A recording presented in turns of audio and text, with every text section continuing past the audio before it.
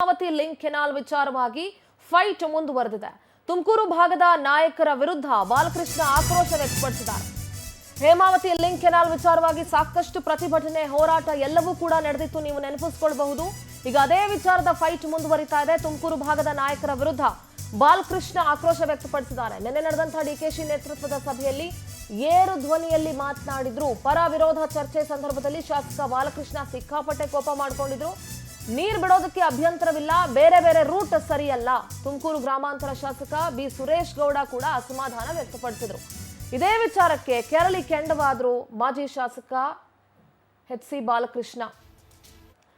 ಇನ್ನು ಶಾಸಕ ಸುರೇಶ್ ಗೌಡ ಅವರ ಮಾತಿಗೆ ಟಿ.ಬಿ. ಜಯಚಂದ್ರ ಕೂಡ ಧ್ವನಿಗೂಡಿಸಿದ್ರು.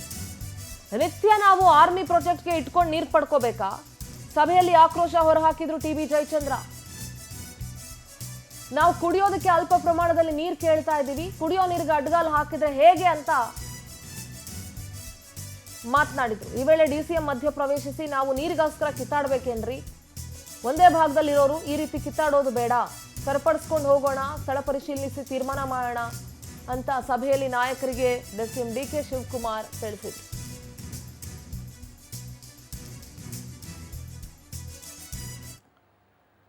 ನಮ್ಮ ಪ್ರತಿನಿಧಿ ದೀಪಾ ನೇರ ಸಂಪರ್ಕದಲ್ಲಿದ್ದಾರೆ. ದೀಪಾ, ಈಗ ಒಂದ್ ಕಡೆ ಈ ಕಾಂಗ್ರೆಸ್ನ ಬೇರೆ ಬೇರೆ ಡೆವಲಪ್ಮೆಂಟ್ಗಳಾದ್ರೆ, ಇನ್ನೊಂದ್ ಕಡೆ ಈ ಹೇಮಾವತಿ ಲಿಂಕ್ ಕೆನಾಲ್ ವಿಚಾರವಾಗೂ ಕೂಡ ಸಾಕಷ್ಟು ಫೈಟ್ ನಡೀತಾ ಇದೆ.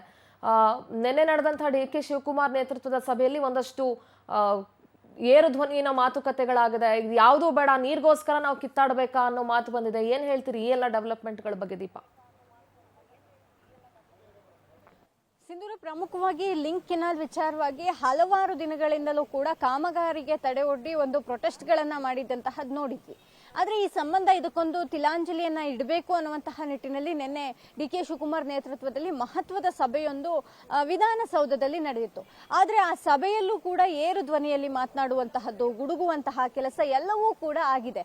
ಒಂದು ಕಡೆ ಸುರೇಶ್ ಗೌಡ ನೀರನ್ನ ಓಪನ್ ಇದರಲ್ಲೇ ತೆಗೆದುಕೊಂಡು ಹೋಗ್ಬೇಕು, ನೀರು ಕಳ್ಳತನ ಆಗುತ್ತೆ ಅನ್ನುವಂತಹ ರೀತಿಯಲ್ಲಿ ಮಾತನಾಡಿರುವಂತಹದ್ದು. ಅಷ್ಟೇ ಅಲ್ಲ, ಮಾಗಡಿ ಬಾಲಕೃಷ್ಣ ಅವರು ಕೂಡ ಇಲ್ಲ, ಇದು ಹೆಂಗ್ ಸರಿ ಹೋಗುತ್ತೆ ಅನ್ನುವಂತಹ ನಿಟ್ಟಿನಲ್ಲಿ ಏರು ಧ್ವನಿಯಲ್ಲಿ ಮಾತನಾಡಿದ್ರು ಅನ್ನುವಂತಹ ಮಾಹಿತಿ ಸಿಗ್ತಾ ಇದೆ.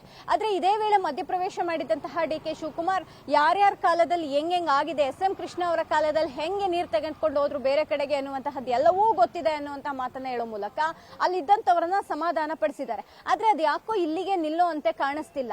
ಇವರು ಒಂದು ಕಡೆ ಓಪನ್ ಕೆನಾಲ್ ನಲ್ಲಿ ನೀರು ತೆಗೆದುಕೊಂಡು ಹೋಗ್ಬೇಕು ಅನ್ನುವಂತಹದ್ದನ್ನ ಕಾಂಗ್ರೆಸ್ ನಾಯಕರು ಮಾತನಾಡ್ತಾ ಇದ್ದಾರೆ. ಅಂದ್ರೆ ಕಾಂಗ್ರೆಸ್ ನಾಯಕರು ಚಿಂತನೆ ನಡೆಸಿದ್ರೆ, ಅತ್ತ ಸುರೇಶ್ ಗೌಡ ಸೇರಿದಂತೆ ಅನೇಕರು ಓಪನ್ ಕೆನಾಲ್ ಅಲ್ಲಿ ತೆಗೆದುಕೊಂಡು ಹೋಗಿ ಏನು ಕ್ಲೋಸ್ಡ್ ಕೆನಾಲ್ ಅಲ್ಲಿ ಬೇಡ ಅನ್ನುವಂತಹ ನಿಟ್ಟಿನಲ್ಲಿ ಒಂದಿಷ್ಟು ಮಾತುಕತೆಯನ್ನ, ಗಲಾಟೆಯನ್ನ ಶುರು ಮಾಡಿದ್ದಾರೆ. ಆದ್ರೆ ಇದು ಯಾಕೋ ಇಲ್ಲಿಗೆ ನಿಲ್ಲುವಂತೆ ಕಾಣಿಸ್ತಿಲ್ಲ.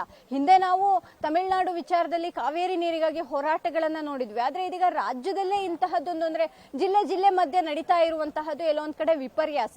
ಇದು ಇನ್ನೂ ಯಾವ ಮಟ್ಟಕ್ಕೆ ಹೋಗುತ್ತೆ ಅನ್ನೋದು ಗೊತ್ತಿಲ್ಲ. ಯಾಕಂದ್ರೆ ಈಗ ಆಲ್ರೆಡಿ ಕಾಮಗಾರಿ ಶುರುವಾಗಿ ಅರ್ಧಕ್ಕೆ ಒಂದಿಷ್ಟು ಕೋಟ್ಯಾಂತರ ಗಟ್ಟಲೆ ಹಣ ಬಿಡುಗಡೆ ಆಗಿದ್ರೂ ಕೂಡ ಈ ಒಂದು ಕೆನಾಲ್ ವಿಚಾರವಾಗಿ ಗಲಾಟೆ ಮುಂದುವರಿತಾನೆ ಇದೆ. ಹಾಗಾಗಿ ಈ ಗಲಾಟೆ ನಿಲ್ಲಬೇಕು ಅನ್ನುವಂತಹದ್ದಾದ್ರೆ ಒಂದು ನಿರ್ಧಾರಕ್ಕೆ ಒಂದ್ ಕಡೆ ಬಿಜೆಪಿನಾದ್ರೂ ಬರ್ಬೇಕು, ಇಲ್ಲ ಇನ್ನೊಂದ್ ಕಡೆ ಸರ್ಕಾರನಾದ್ರೂ ಬರ್ಬೇಕು. ಆದ್ರೆ ಕಾದ್ ನೋಡ್ಬೇಕಾಗುತ್ತೆ ಇನ್ನೂ ಮುಂದುವರೆದಂತೆ ಯಾವ ರೀತಿಯಾಗಿ ಗಲಾಟೆ ಶುರುವಾಗುತ್ತೆ ಅನ್ನುವಂತಹದ್ದು. ಓಕೆ ದೀಪಾ, ಥ್ಯಾಂಕ್ ಯು ನಿಮ್ಮೆಲ್ಲ ಡೀಟೇಲ್ಸ್ಗಾಗಿ.